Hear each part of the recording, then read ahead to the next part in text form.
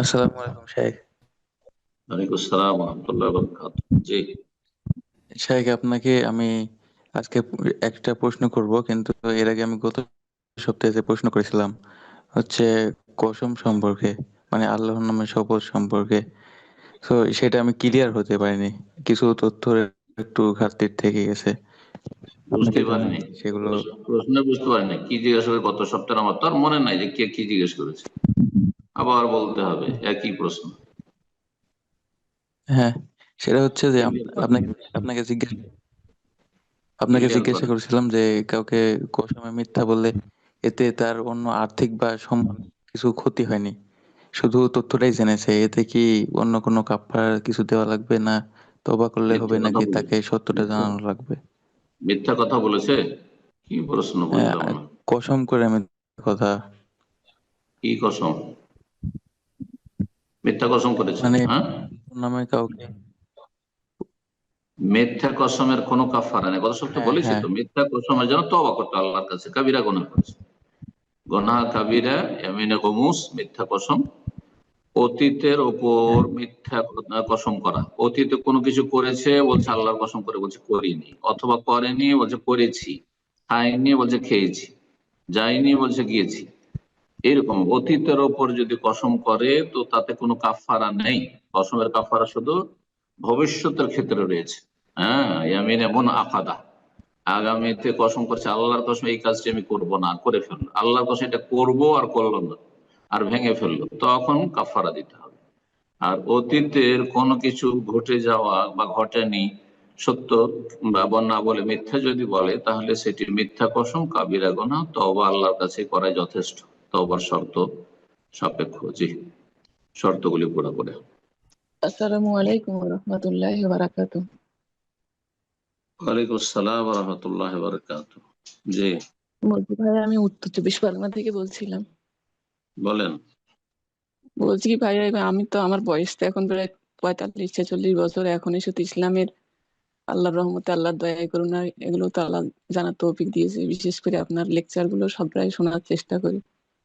তো এখন বলছি কি, আপনার লেকচার গুলো মাশাআল্লাহ। শুনি এবং তা থেকে আল্লাহ অনেকটাই উপকৃত করেছেন, আর আমল করারও চেষ্টা করি। এখন বিশেষ করে আমার যে আমলে ফরজ ওয়াজিব যেগুলো আদায় করার চেষ্টা করি, সুন্নত নফল আদায় করার চেষ্টা করি ইনশাল্লাহ। তো বলছি এরপরে যে আমার ভিতরে যে মুনাফিকি চরিত্রগুলো, ওইগুলো থেকে বেশি ভয় লাগে। বিশেষ করে আমি তো ছোটবেলা থেকে ইসলামের কিছুই জানতাম না, যে ইমান ইসলাম তৌহিদ সুন্নাহ কিছুই জানতাম না, এখন এসে জানতে পারছি।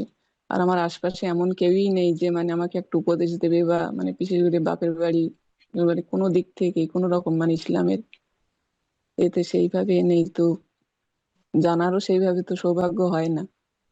আপনার লেকচার গুলোই শুনি, আর যে ভালো মানুষদের বই আছে সেগুলো পড়ার চেষ্টা করি, সেগুলো একটু জানার জন্য যে জি।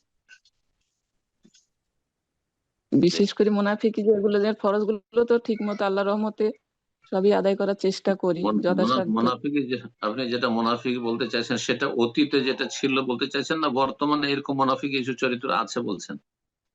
না না, অতীতে যা ছিল, এখন তো আল্লাহর রহমত আমি তো শিরক বেদাত একদম আল্লাহর রহমত, আল্লাহর দয়া করুণা সমস্ত কিছু থেকে আল্লাহ মুক্ত করে দিয়েছেন, আলহামদুলিল্লাহ, এটা আল্লাহর বড় করুণা। আলহামদুলিল্লাহ, তাহলে আর চিন্তা কি।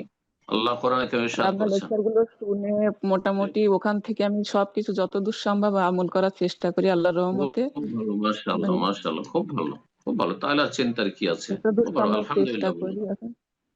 আল্লাহ কবুল আলহামদুলিল্লাহ, করুন। এটা আল্লাহর বড় দয়া, বড় করুণা, বড় অন্ধকার থেকে আল্লাহ রেহাই দিয়েছেন। বড় অন্ধকার ছিল আলহামদুলিল্লাহ, জীবন, আলহামদুলিল্লাহ, আল্লাহ কবুল করুন। দিনের উপর আল্লাহ বড় অবিচল রাখুন, জান্নাতের পথে আল্লাহ ছেলে রাখুন। লাইলাতুল কদর ছেলে মেয়ে আল্লাহ নিয়ে বড় কবুল করুন। কষ্টে আছি। বারাকাল্লাহ ফিক। আপনার পরিবার, ছেলে ছেলে মেয়ে নিয়ে মেয়েকে বড় আল্লাহ সুখে কষ্টে শান্তিতে আছে। রাখুন। দিন দুনিয়ার ক্ষেত্রে আল্লাহ রাব্বুল আলামিন যেন হেফাজত করেন সমস্ত অনিষ্ট থেকে, বালা মুসিবত। বারাকাল্লাহ ফিক। বলছিলাম যে আল্লাহ কোরআনে ইরশাদ করেছেন যে ইন ইয়ানতাহু ইউগফার লাহুম মা কাদ সালাফ। অতীতে যেসব ভুল ভ্রান্তি গুনাহ হয়েছে সেগুলি থেকে যদি বিরত হয়ে যায়, তো অতীতে যা হয়েছে ইউগফার লাহুম, ক্ষমা করে দেওয়া হবে, মা কাদ সালাফ, যা অতীত হয়েছে।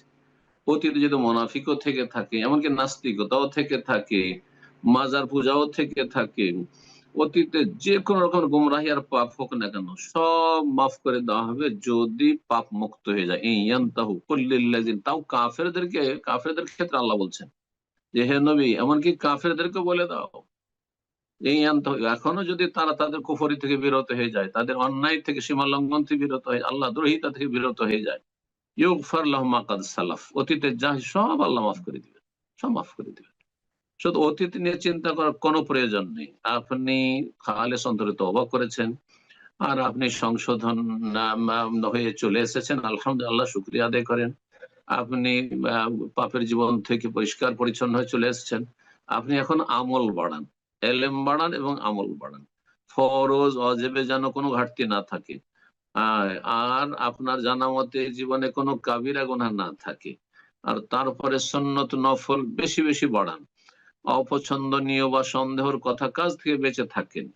এমন কোনো কাজ করবেন না যেটাতে সন্দেহ হচ্ছে হালাল হবে না হারাম হবে, জায়েজ হবে না নাজায়েজ হবে, সন্দেহের ভিত্তিতে আপনি কোনো কাজ করবেন না। যেটি সম্পর্কে আপনি নিশ্চিত যেটা জায়েজ সেটাই করবেন, এবং বেশি জায়েজ কাজে যাবেন না। উত্তম কাজ করার চেষ্টা করবেন, ভালো কাজের সময়কে লাগাবার চেষ্টা করবেন। আল্লাহ তৌফিক দান করবেন। আল্লাহ রাব্বুল আলামিনের কাছে আপনি আশ্বস্ত হন। হ্যাঁ, আল্লাহ রাব্বুল আলামিনের রহমতের আশাবাদী হন এবং আল্লাহর রহমত থেকে নিরাশ হতাশ হবেন না। জি। আর আপনি অতীত নিয়ে চিন্তা করবেন না। আল্লাহ রাব্বুল আলামিন গফুরুর রহিম।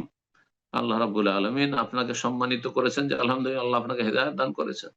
বহু মানুষের মধ্যে থেকে আল্লাহ রাব্বুল আলামিন যে আপনাকে মনোনীত করেছেন, বাছাই করেছেন, আপনাকে আপনার পরিবারকে যে হেদায়েত নসিব করেছেন। অথচ প্রতিকূল অবস্থা চারিদিকে এমন কেউ নেই যে দিনের কাজে সহযোগিতা করবে। আল্লাহ শুকরিয়া আদায় করেন। এরকম ভাই বোন যারাই রয়েছেন পশ্চিমে পূর্বে যেখানে রয়েছেন, প্রতিকূল অবস্থায় ঈমান ইসলাম পালন করছেন, আল্লাহ তাদের জন্য আরো বেশি মহাপুরস্কার রেখেছেন, আমাদের চাইতে বেশি।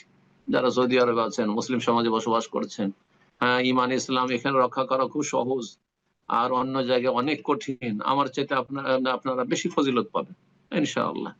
আল্লাহ রাব্বুল আলামিন যেন কবুল করেন, তৌফিক দান করেন। বারাকাল্লাহ ফিক।